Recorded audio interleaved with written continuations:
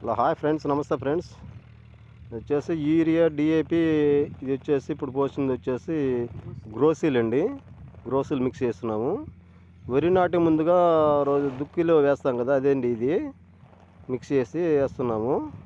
ఆయన వచ్చేసి మా మామయ్య అండి. మిక్స్ చేసి దుక్కిలో చల్లుతున్నాము.